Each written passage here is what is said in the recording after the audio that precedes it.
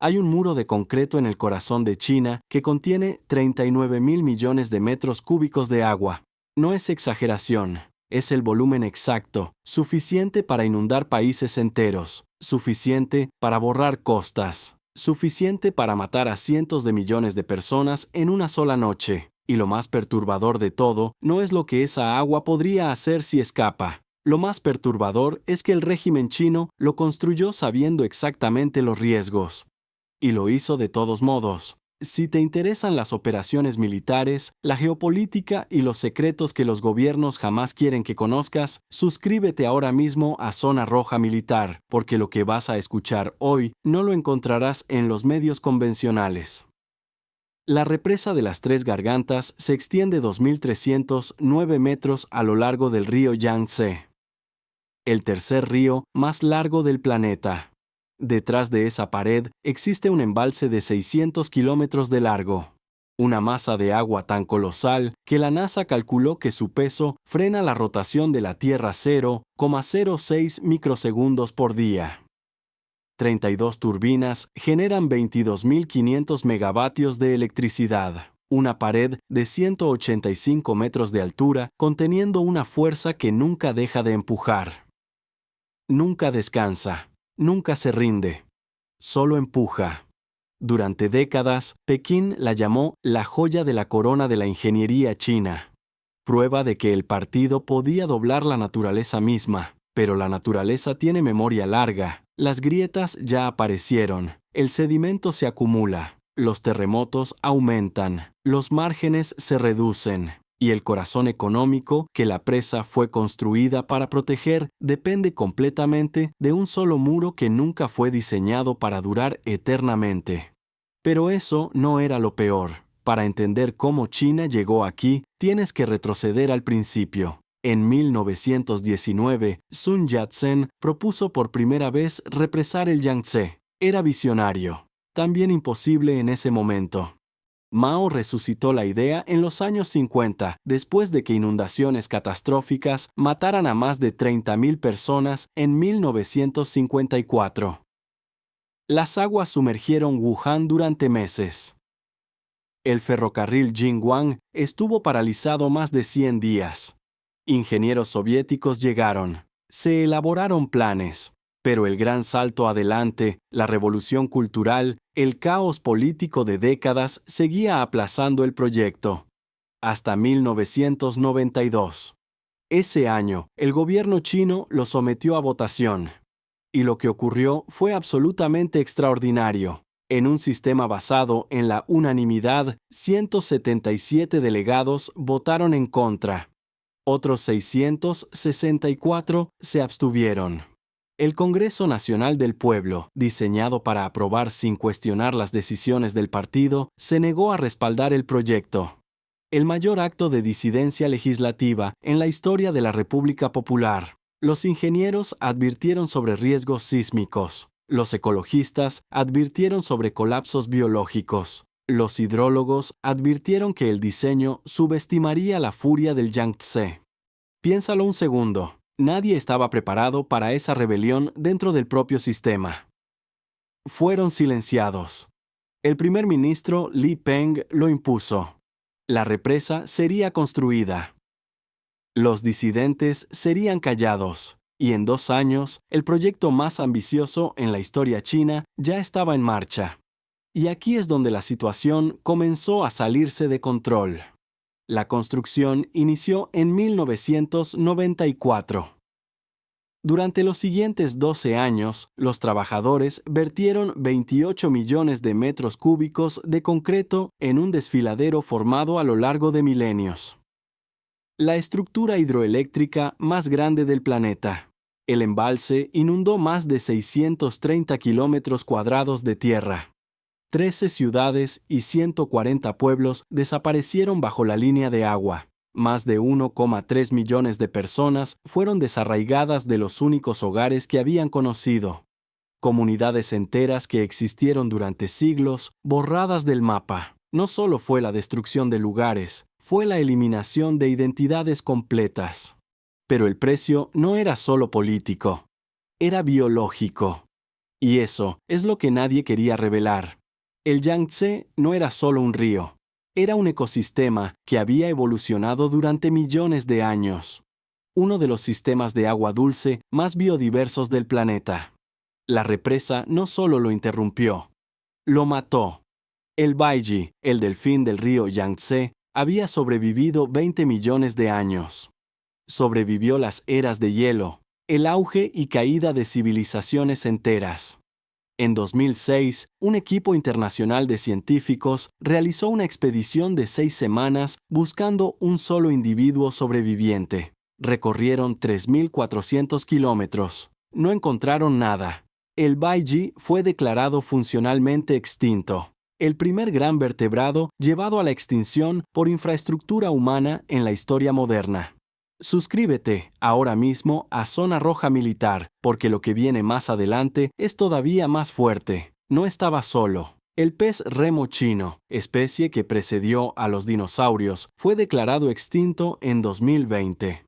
El esturión del Yangtze colapsó a poblaciones silvestres cercanas a cero. La red alimentaria completa del río no se debilitó, se deshizo. Enlace por enlace, la represa bloqueó rutas migratorias seguidas durante milenios. El ritmo biológico entero del Yangtze fue reescrito por ingenieros en una sala de control. Y el sedimento que transportaba 500 millones de toneladas río abajo cada año, sosteniendo la agricultura de una región que alimenta a cientos de millones, ahora queda atrapado detrás del muro. El delta se erosiona. El agua salada penetra tierra adentro. El latido del río fue reemplazado por un pulso mecánico. Pero lo que has escuchado hasta ahora es solo el daño ambiental. Lo que viene es estructural. Y es donde la situación realmente explota. Cuando llenas un valle con 39.000 millones de metros cúbicos de agua, el valle se resiste. Los sismólogos comenzaron a registrar miles de pequeños terremotos. El terremoto de Sichuan de 2008, que mató a casi 70.000 personas, ocurrió a solo 500 kilómetros de la represa. La proximidad planteó preguntas que Pekín no quería responder. Los deslizamientos de tierra comenzaron a ocurrir a lo largo de las orillas del embalse. En los primeros 4 meses de 2010, las autoridades documentaron 97 deslizamientos significativos. Los ingenieros estimaron que las orillas contenían más de 5.300 sitios peligrosos donde las rocas podrían ceder sin previo aviso. Ese detalle parecía manejable en los informes oficiales, hasta que entendieron la magnitud real de la amenaza. Y aquí es donde todo se salió de control de verdad. En 2020, durante la peor temporada de monzones en décadas, 5 olas de inundación consecutivas golpearon la represa. Más de 63 millones de personas fueron afectadas. El nivel de agua se disparó a 167,65 metros, solo 7,35 metros por debajo del máximo absoluto. Menos de 8 metros separaban la contención de la catástrofe. Para prevenir el colapso, los operadores abrieron las compuertas y liberaron enormes volúmenes de agua río abajo. Estaban causando la misma inundación que la presa fue construida para prevenir. Tuvieron que crear una inundación para detener una peor. La represa se sostuvo, pero el mensaje fue brutalmente claro. En un año suficientemente malo, puede que no lo haga. Ese año, los operadores admitieron públicamente una ligera deformación en las secciones periféricas de la estructura. En un sistema que nunca muestra debilidad, las grietas se volvían imposibles de ocultar. Muy pocos conocen la parte que viene ahora, la que hace que todo lo anterior parezca secundario. El río Yangtze es la columna vertebral económica de la nación. La franja económica del río Yangtze representa el 47,3% del PIB total del país. Casi la mitad de la producción económica de la segunda economía más grande del mundo depende de un sistema fluvial regulado por una sola presa. Más de 4.000 millones de toneladas de carga se mueven por el Yangtze cada año, más que el Mississippi, el Rin y el Danubio juntos. El puerto de Shanghái maneja más contenedores que cualquier otro en la Tierra. Y la represa, la central eléctrica más grande del mundo, suministra ahora menos del 1% de la demanda eléctrica total de China. El verdadero valor ya no es la electricidad, es la catástrofe que se supone debe prevenir. Eso no es fuerza. Eso es un único punto de fallo para una civilización entera. Y China ya vivió esto antes. En agosto de 1975, el tifón Nina dejó caer la precipitación de un año en 24 horas sobre la provincia de Henan. La represa Banqiao cedió. Una pared de agua de 7 metros de alto y 10 kilómetros de ancho se precipitó sobre las llanuras a 50 kilómetros por hora.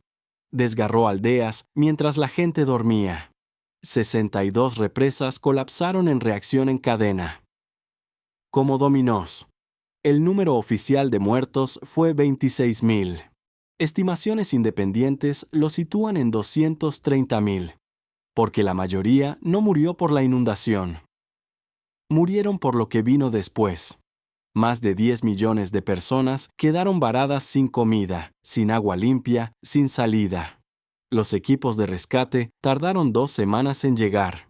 La hambruna y las epidemias azotaron a los sobrevivientes durante meses.